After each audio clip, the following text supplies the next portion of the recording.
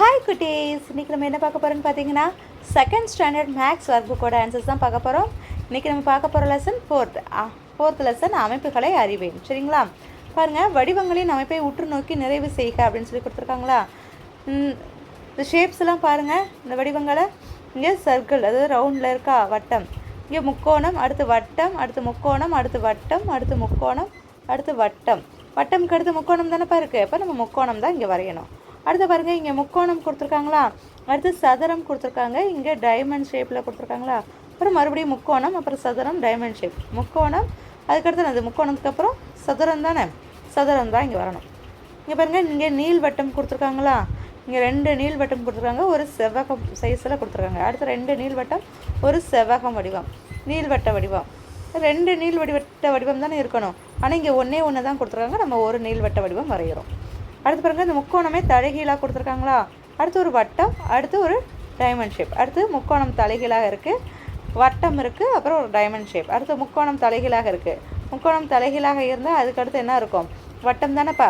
சரி, அடுத்து பாருங்கள், வடிவங்களின் அமைப்பை உற்று நோக்கி நிறைவு செய்க. இதுவும் அதே மாதிரி தான். இங்கே ஒரு செவ்வகம் கொடுத்துருக்காங்க, இங்கே வட்டம் கொடுத்துருக்காங்க. அப்புறம் செவ்வகம், வட்டம், செவ்வகம், வட்டம். அப்புறம் அடுத்து வட்டம் கடுத்து செவ்வகம், அடுத்து செவ்வகம் கடுத்து வட்டம். அடுத்தவங்க 2 முக்கோணம், ஒரு வட்டம். அதே மாதிரி தான் 2 முக்கோணம், ஒரு வட்டம், 2 முக்கோணம், ஒரு வட்டம். இங்கே வந்து ஒரு வட்டம், வட்டமுக்கு அப்புறம் 2 முக்கோணம் கொடுக்கணும். அடுத்து பாருங்கள், ஒரு செவ்வகம், 2 சதுரம், ஒரு செவ்வகம், 2 சதுரம், ஒரு செவ்வகம், 2 சதுரம், அப்புறம் ஒரு செவ்வகம், இங்கே ஒரு சதுரம். இங்கே பார்த்திங்கன்னா ஒரு செவ்வகம், ஒரு முக்கோணம், ஒரு தலைகீழ் முக்கோணம் கொடுத்துருக்காங்க. அதே மாதிரி செவ்வகம், முக்கோணம், தலைகீழ் முக்கோணம், செவ்வகம், முக்கோணம், தலைகீழ் முக்கோணம். அதுக்கடுத்து ஒரு செவ்வகம் தானே, அப்புறம் நேர் முக்கோணம். அடுத்து பாருங்கள், கட்டை விரல் அச்சினால் உருவாக்கப்பட்ட அமைப்பை உற்று நோக்கி நிறைவு செய்க. நீங்கள் என்ன பண்ணுங்கள், உங்கள் கட்டை விரலில் இங்கு தடவி இந்த இடத்துல அச்சு வச்சு இந்த அமைப்பை வந்து நீங்கள் எழுதணும். இங்கே பாருங்கள், இங்கே ஒரு முயல் குட்டி, யானை பொம்மை, முயல், யானை இருக்குது. அடுத்து ஒரு முயல், யானை, முயல், யானை, அந்த மாதிரி தான் வரும். அடுத்து பாருங்கள், இங்கே ஒரு பன்றி, தேனி, அந்த மாதிரி பன்றி, தேனி. இங்கே தேனி இருக்குன்னா அடுத்து பன்றி, அடுத்து தேனி, அடுத்து பன்றி. இங்கே வந்து ஒரு புலி பொம்மை இருக்கா, அடுத்து மீன். மீனுக்கு அடுத்து ஒரு புலி பொம்மை, அடுத்து மீன், அடுத்து புலி பொம்மை. இந்த மாதிரி வரைஞ்சி பாருங்கள்.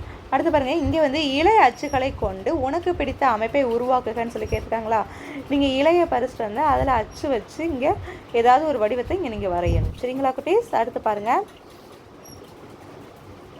அவ்வளோதான். இப்போ இந்த லெசன், ஃபோர்த் லெசன் வந்து நமக்கு கம்ப்ளீட் ஆயிடுச்சு. இந்த இதில் ஏதாவது டவுட் இருந்தால் கமெண்ட் செக்ஷனில் கமெண்ட் பண்ணுங்கள். தேங்க்யூ குட்டீஸ்.